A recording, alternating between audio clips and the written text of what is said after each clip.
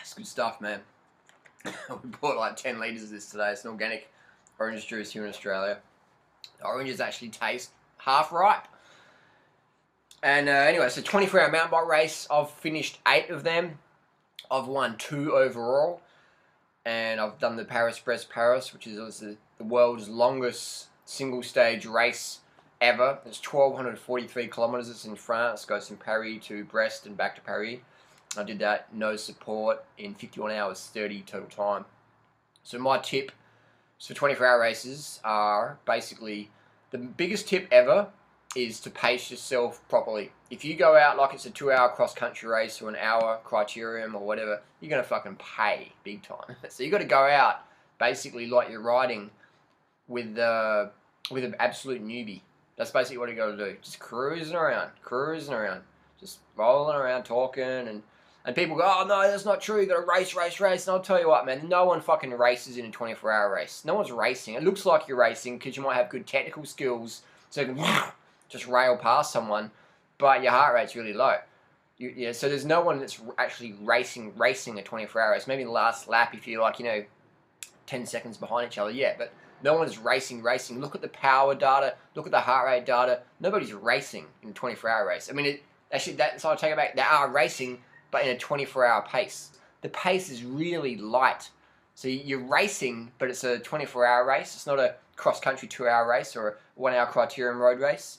So it's really light stuff, low heart rate. And people can debate with me on that one, but I've had Jason English's heart rate data, man. The dude just keeps it really low the whole time, just consistent. First lap about as fast as the last lap, just cruising along. And guys like that with really good technical ability, just fluent the whole way around. Someone like myself, I can climb as good as anyone, but on the downhills, I'm losing a lot of time. I basically give away 4 hours at the start of a cross-country race, 24-hour style, because my technical skills are getting better, but they're not just up to scratch yet. But anyway, so let's cut to the chase. Pacing is the biggest one. Pace. You got to go out so easy. You got to go so slow that all the team's riders is going to be passing you. Basically, just go with slow people. And in the last 6 hours of the race, feel free to pick it up. So ride for 18 hours easy, and then smash it for 6 hours if you want. People go, oh, no, I'll do it the other way around. Smash for 6 hours, and then just blow up for 18 hours. Take it from me, man. I've finished 8 24-hour races. I've DNF'd a fair few, but I've actually finished 8 and I've won 2. And I don't use any pills or caffeine or cocaine. I know a lot of guys do. They use the speed pills, Dexies, the cocaine, bit of meth. Some guys are shooting up stuff. And then no judgment on that. I'm just saying, if you're doing a lot of hardcore drugs, then you can sort of go a bit crazy. But even then, you still got to pace yourself. Because I know a lot of guys who do the full-on drugs, both legal and illegal, still bomb out, man, because they got too hard. So you got to pace. Even if you're on speed and meth and cocaine, you got to go at a decent pace. Otherwise, you're going to blow up. You're going to run out of your glycogen, and then it's like game over. So pacing is the biggest thing I can give for a 24-hour rider. Pace. Just go easy. Go so easy you feel like you're going too easy. Basically, that's what you're going to do. So your first lap in a 24-hour race should be as fast as your last one. If it is, then you've paced right. Unless of course it starts raining and the course turns to mud. But if it's a dry course, your first lap should be exactly the same as your last lap. Maybe your last lap should be a little bit faster than your first lap, and then you've done even. There's no point going like that with your wattages and heart rate. You want to just have an even. Because if you average 3 watts per kilo for an hour, and then the next hour you average 2 watts per kilo, and then you're 3 watts per kilo, that's just really going to fuck you up later on in the race. So you want to have like a consistent watts per kilo per hour. That's what you want to go for. Consistency in 24 hours. It's not a road race. You don't have to attack up the road and get the draft. It's not a cross-country race where you have to get a 10-second gap. People who treat it like that blow up. People who treat it like that, they don't come back for more. I've had a few cross-country friends come to a 24-hour race it for the first 6 hours, totally blow up, still win the race, but just go, I'm never fucking doing that again. Never doing it again. Because they don't know how to pace. You got to pace yourself for a 24-hour race. I've spent 5 minutes saying pacing. Second one would be nutrition. You have to eat enough carbohydrates, otherwise you're going to bonk. You're going to run out of glycogen, you're going to hit the wall, and you're just going to be crashing easily and your mood's going to drop, you get a flat tire and you're going to want to pull out.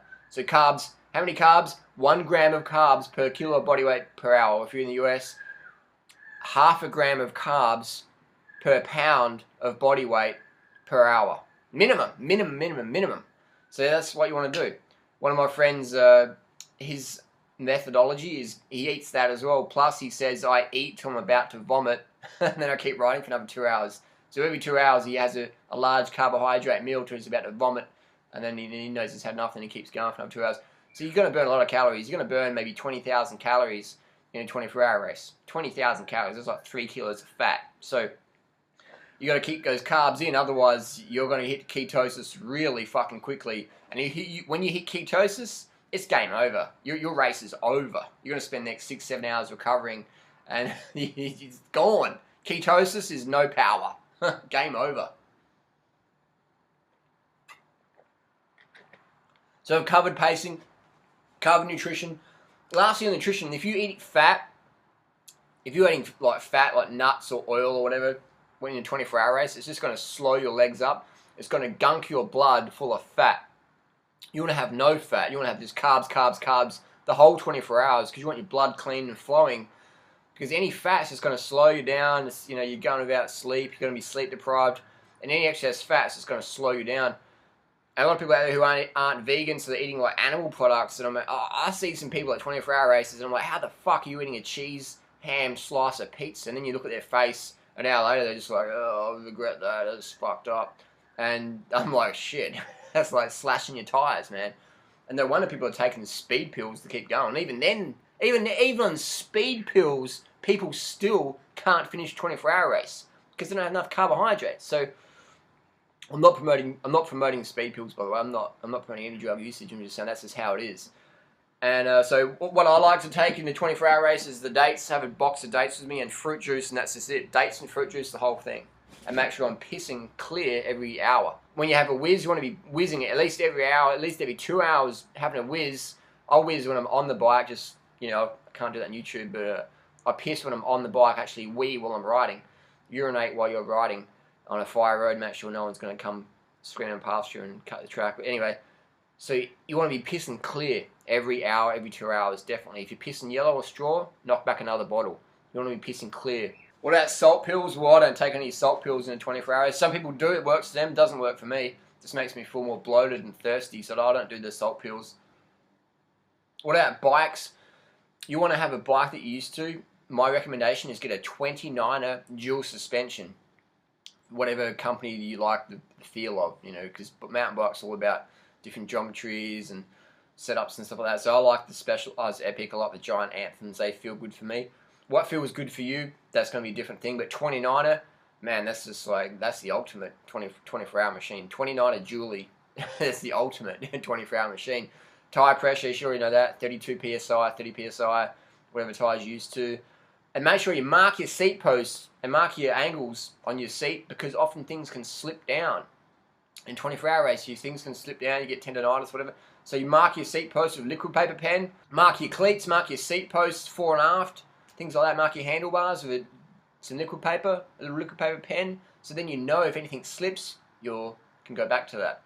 And that's about it. And just expect some real low negativity periods, but they're generally just because you're not getting enough sugar or water. But then there's the third thing that can happen is sleep deprivation really fuck your head over. So you've got to just accept that you're going to have some periods of depression because you're sleep depriving yourself. So just tell your body, hey body, this is okay, we're going to sleep tomorrow, it's going to be over soon, let's just keep rolling through. And if you pace yourself properly, that's really easy to do.